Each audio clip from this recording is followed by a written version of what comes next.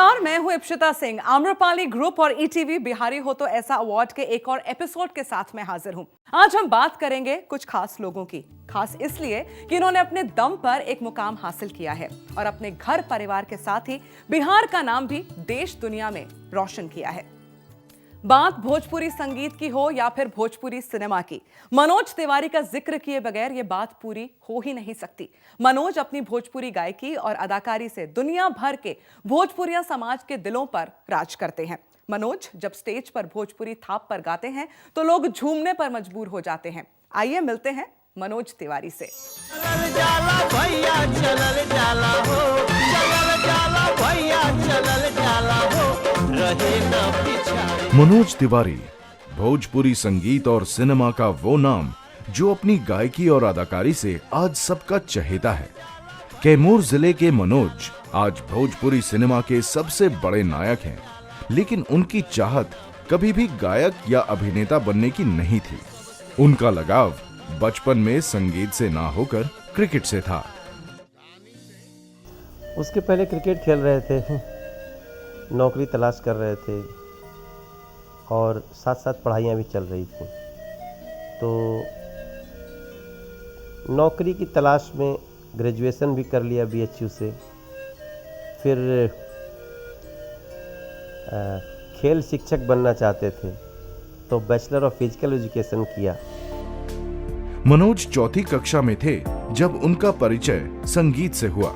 उनके संगीत की मंजिल की पहली सीढ़ी बने उनके पिताजी, जो एक मशहूर गायक थे और बनारस घराने से ताल्लुक रखते थे। मगर गाना गाने का पहला ब्रेक बड़े भाई ने उन्हें दिया।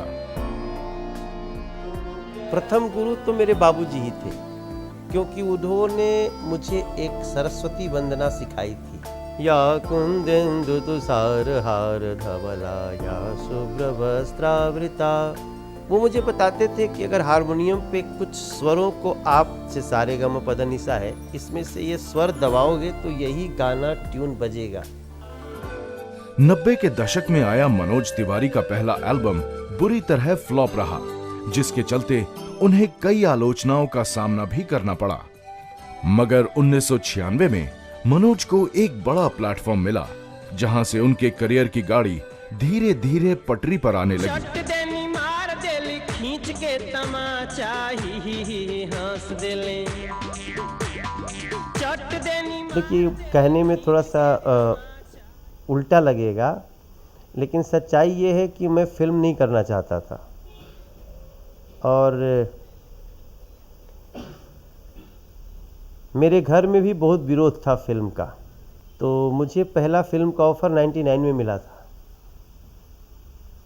लेकिन वो फिल्म सिर्फ मैं अपनी पत्नी के विरोध के कारण नहीं कर पाया। वो बोलती थी नहीं, आप फिल्म नहीं करेंगे।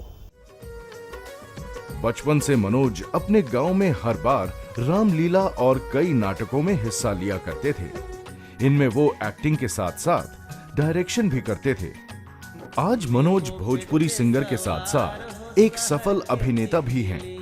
उनकी ससुरा बड़ा पैसे वाला, दरोगा बाबू आई लव यू और बंधन टूटे ना जैसी कई फिल्में बड़े पर्दे पर रिकॉर्ड दर्ज करा चुकी हैं। जब मेरे भैया मुझे एल्बम गवा रहे थे कलकत्ता में, तब मेरा सब कुछ कलकत्ता हुआ करता था, स्ट्रगलिंग प्लेस। तो उन्होंने खर्चे किए, कैसेट बने, नहीं बिके। तो उससे थोड़ा सा एक, मुझे लगता है ना, हमेशा एक चैलेंजिंग कोई है अंदर, जो असफलता के बाद ज़्यादा तेज हो जाता है। अपनी गायकी के साथ मनोज ने कई गाने भी कंपोज किए हैं, जिसमें लोक शैली और भोजपुरी की संस्कृति साफ झलकती है। आज तक वो 1000 से ज्यादा स्टेज शो कर चुके हैं और 90 से ज्यादा फिल्मों में गाना भी गाया है। मैं अपने को एक अच्छा कंपोजर मानता हूँ, क्योंकि मेरा जो पहला एल्बम था वो भी मेरा कंपोज किया हुआ था, और जो पहला मैंने फोक कंपोज किया लोकगीत, उसका नाम था हटत नइखे भसुरा, एल्बम का नाम था, वो भी मैंने कंपोज किया था। और फिर मैं गीत भी लिखता था, जी, मैं गीत भी लिखता हूँ अपना, आज भी लिखता हूँ। कुल हमरा से मजाक कर ले सो फिल्मों के साथ साथ मनोज छोटे पर्दे और स्टेज शो में अपने टैलेंट से सबका मनोरंजन करते आ रहे हैं। कई उतार चढ़ाव के दौर देख चुके मनोज जब भी हारमोनियम पर बैठते हैं तो सारी दुनिया भूल जाते हैं। हाल ही में रिलीज हुई गैंग्स ऑफ वासेपुर में गाया हुआ मनोज का ये गाना आज हर किसी की जुबान पर है। जिया तू 1000 साला, जिया है बिहार के लाला, जिया तू 1000 साला, जिया हो तू भोर बवाला, जिया तू 1000 साला, जिया तू 1000 तनी नाची के। अब हम जिनकी बात करने जा रहे हैं वो किसी परिचय के मोहताज नहीं हैं। बात हिंदी सिनेमा के रुपहले पर्दे की हो या फिर टेलीविजन की, इन्होंने हर जगह अपनी अलग पहचान बनाई है। जी हां, आप बिल्कुल सही समझ रहे हैं, हम बात कर रहे हैं शेखर सुमन की। बनता ये बिंदास है, रस पीने की प्यास है, बनता ये बिंदास है। बहुमुखी प्रतिभा के धनी भारतीय टेलीविजन की दुनिया के पहले सुपरस्टार शेखर सुमन पटना के एक ऐसे घर में जन्मे जहां उनके हरोर आईएएस और आईएफएस अधिकारी थे। नाना बिहार के एडवोकेट जनरल और पिता स्वास्थ्य विभाग के महानिर्देशक। बचपन में बहुत शर्मिला लड़का हुआ करता था। जब घर में मेहमान आया करते थे तो मैं अक्सर चौकी के नीचे घुस जाता था, वहीं बैठा रहता था, घंटों निकलता ही नहीं था, क्योंकि मुझे डर था कि जब बाहर निकलूंगा तो कुछ बातचीत करनी पड़ेगी, और मुझे बातचीत करनी नहीं आती। हाँ, सिर्फ हाँ या ना में जवाब देता था, वो भी गलत। ऐसे में अभिनेता बनने के बारे में सोचना भी बड़ी अजीब बात लगती थी, पर शेखर को पढ़े लिखे माहौल का फायदा मिला और जब इन्होंने अपने अभिनेता बनने के सपनों के बारे में अपने परिवार वालों को बताया तो सभी ने उनके इस ख्वाब को सच करने के लिए इनकी हौसला अफजाई की। पटना में अपनी पढ़ाई पूरी करने के बाद शेखर ने दिल्ली के श्री राम सेंटर से थिएटर में डिप्लोमा लिया। 1985 में अपनी मंजिल ढूंढते हुए शेखर मुंबई आ पहुंचे। मुंबई सपनों की दुनिया है और मंजिल तक पहुंचने के लिए ये शहर आपसे कीमत मांगता है, पर शायद शेखर की खुशकिस्मती उनके साथ मंजिल ढूंढती हुई उनके साथ चली आई थी। मुंबई आए हुए अभी 2 हफ्ते ही बीते थे कि शेखर को एक शूटिंग के सेट पर शशि कपूर से मिलने का मौका मिला। शेखर ने बिना मौका गवाए शशि कपूर से अपने दिल की बात कह दी। शशि कपूर ने न जाने क्या सोचकर उन्हें दूसरे दिन गिरीश कर्नाड से मिलने के लिए कहा, जो एक फिल्म का निर्देशन कर रहे थे। दूसरे दिन ही उनका ऑडिशन लिया गया और पल भर में मानो शेखर का सपना उनकी आंखों के सामने सच हो गया था। उन्हें उनकी पहली फिल्म उत्सव मिल गई।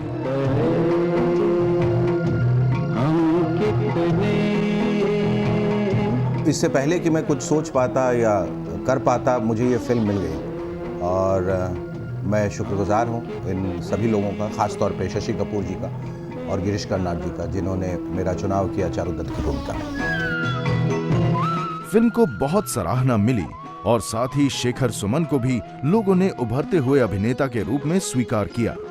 अब शेखर के लिए अभिनय के सभी दरवाजे खुले थे। बिहार से आया हुआ एक नौजवान आज मुंबई की फिल्म इंडस्ट्री में अपनी जगह बना चुका था। अभी फिल्म उत्सव का उत्सव पूरा भी नहीं हुआ था कि शरद जोशी ने अपने लिखे टेलीविजन सीरियल वाह जनाब में काम करने का निमंत्रण दिया। उस दौर में टेलीविजन उतना सशक्त नहीं हुआ करता था, पर शेखर शरद जी की बात टाल नहीं पाए और बस यहां से टेलीविजन में भी शेखर ने अपने पैर पसारने शुरू कर दिए। एक अच्छा अभिनेता हमेशा कुछ बढ़िया काम करना चाहता है। शेखर को फिल्मों के ऑफर तो बहुत मिले, पर कोई भी उनकी पसंद के करीब नहीं थे। अब एक ऐसा दौर भी आया जब जिंदगी के चौराहे पर खड़े शेखर को चुनाव करना था, क्योंकि एक गलत चुनाव उन्हें अपनी मंजिल से दूर कर सकता था। देश का है और उसे पहचानना मुश्किल है, तो ये आतंक फिर किस तरह से खत्म होगा? अपने प्रोफेशनल और पर्सनल संघर्ष से मैं गुजर रहा था, जहां मेरा बड़ा बेटा बहुत बीमार हो गया था और फिल्में उतनी अच्छी नहीं चल रही थी, उस तरह की फिल्में नहीं आ रही थी जो मैं करना चाहता था। तो एक कश्मकश आता है, एक ऐसा दौर आता है जब आप जिंदगी के चौराहे पे होते हैं और सोचते हैं मैं इधर जाऊं या उधर जाऊं। टेलीविजन एक सशक्त माध्यम बनने की राह पर था। शेखर को इसका फायदा मिला और उन्होंने एक के बाद एक टेलीविजन शोज किए। देख भाई देख, पोल खोल, मूवर्स शेकर्स, और ये सिलसिला फिर थमा नहीं। जब आदमी एक ध्येय बना लेता है, एक लक्ष्य, तो फिर विकल्प नहीं रखता।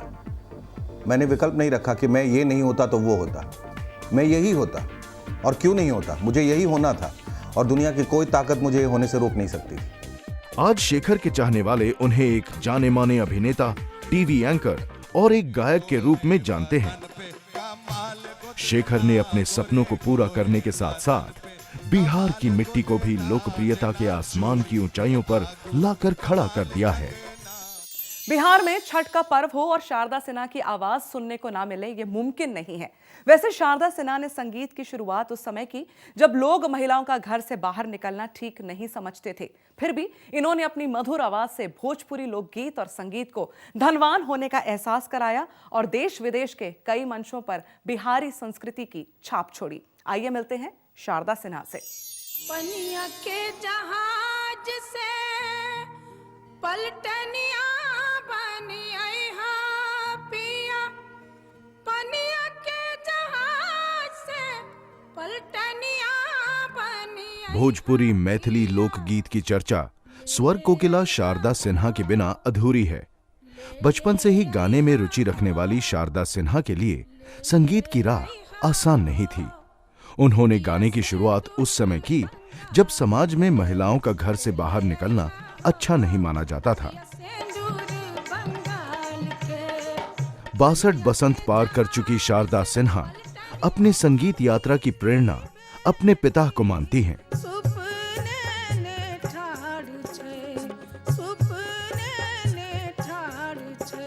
सबसे पहला इंस्पिरेशन तो हमारे फादर ही रहे हमारे, क्योंकि उन्होंने इतना बढ़ावा दिया और वो इस चीज़ को हम कर सके, तो उनकी प्रेरणा बहुत रही हमारे सामने। शुरुआत में शारदा सिन्हा को समाज से काफी आलोचना का सामना करना पड़ा। एक घरेलू औरत का घर से बाहर जाकर गाना गाना ना तो परिवार वालों को ही मंजूर था, ना ही समाज को। लेकिन पति के हर समय साथ ने परिवार वालों को भी उनके गाने पर लगातार हो रहे एतराज को समर्थन में बदल दिया।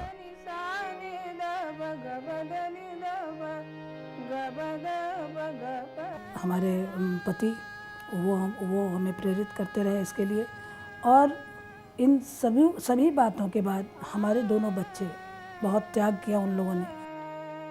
शारदा सिन्हा का सबसे पहला एल्बम 1971 में निकला, जो काफी लोकप्रिय और हिट हुआ।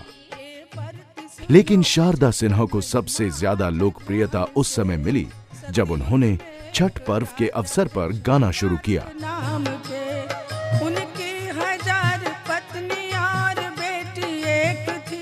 आज आलम यह है कि छठ पर्व के मौके पर शारदा सिन्हा की आवाज सुनने को ना मिले, ऐसा मुमकिन नहीं है।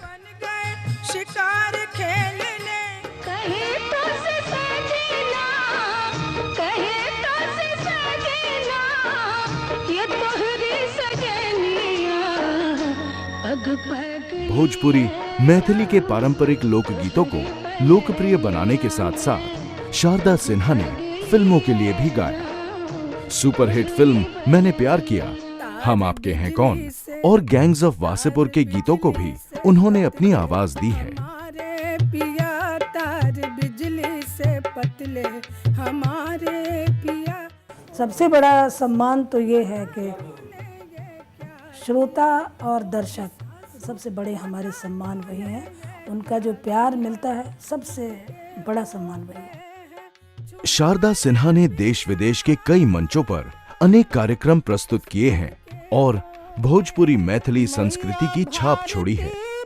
संगीत में उनके योगदान को देखते हुए भोजपुरी कोकिला, बिहार रत्न, भोजपुरी और मिथिला विभूति जैसी उपाधियों से सम्मानित शारदा सिन्हा को साल 1991 में पद्मश्री सम्मान भी मिला है।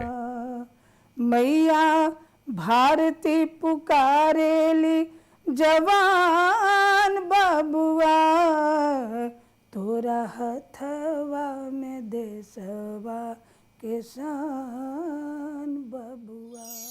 बुलंद जज्बे और मजबूत इरादों वाले बिहार के बेमिसाल लोगों की कहानियां और भी हैं। एक छोटे से ब्रेक के बाद हम बात करेंगे फ्रांस की जेनी पेरे की, जिन्हें लोग प्यार से मम्मी जी कहते हैं।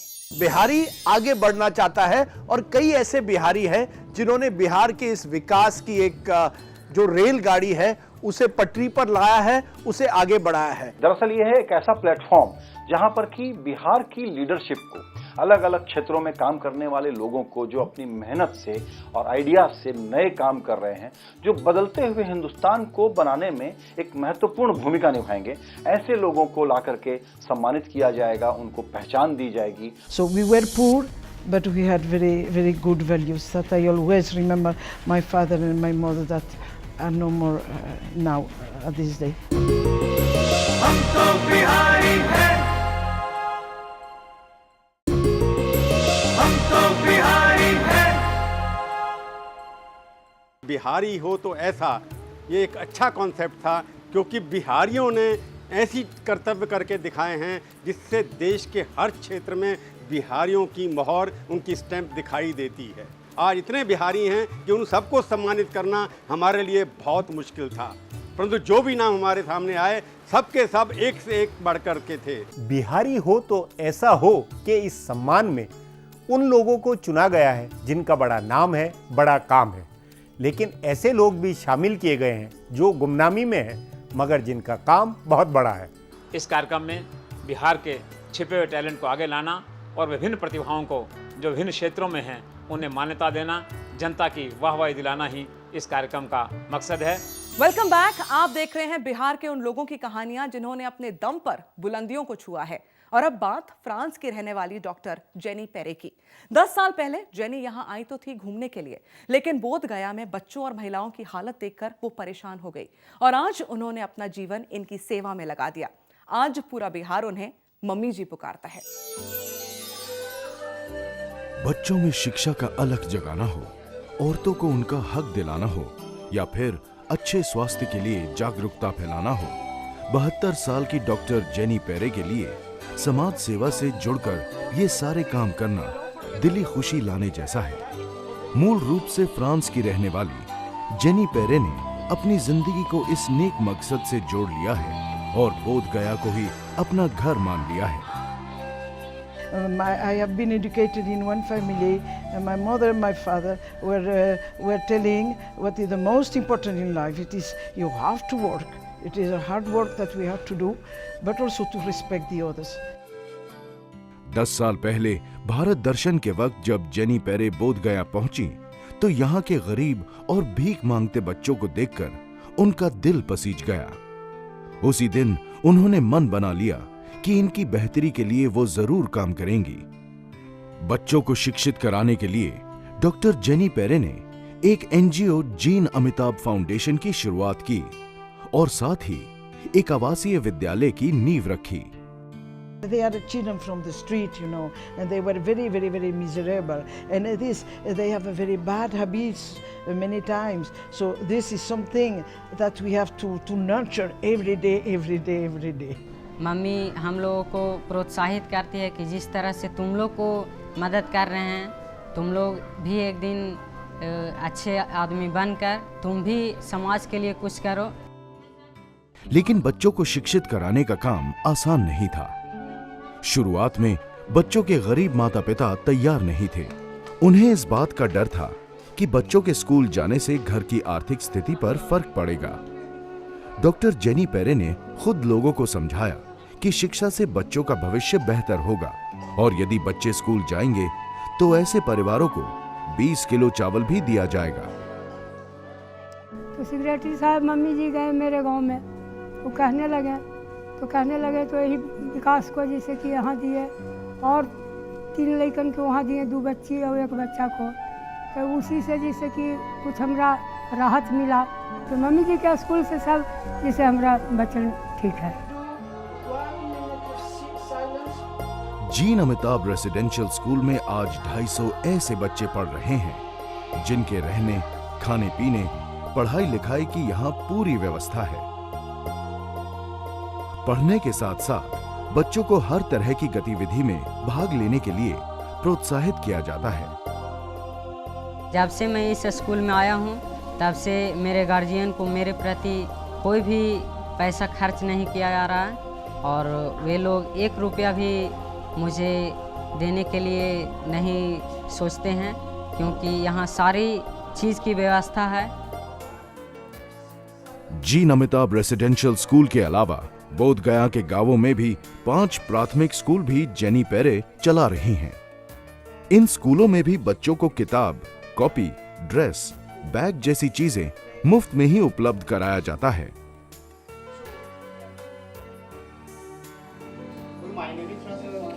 डॉक्टर जेनी पेरे ने अपना काम शिक्षा के क्षेत्र तक ही नहीं सीमित रखा है।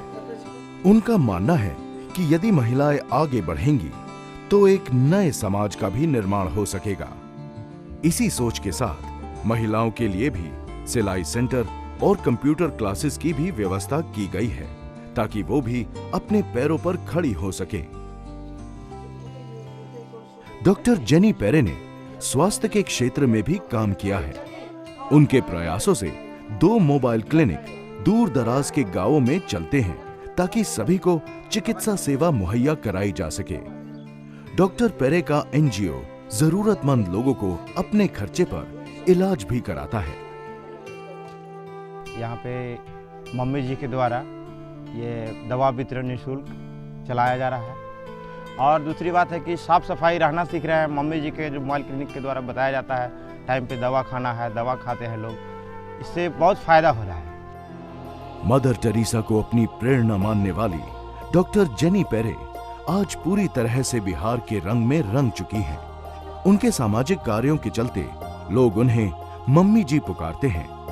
Nobel India award, international status award और मदर टेरेसा सद्भावना जैसे कई बड़ी अवार्ड से सम्मानित डॉक्टर जेनी पेरे का ये सपना है कि सभी पढ़ें, सभी बढ़ें और एक अच्छे, स्वस्थ और शिक्षित समाज का निर्माण करें।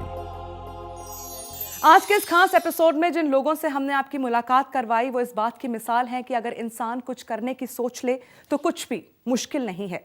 जहां चाहा है वहां रहा है।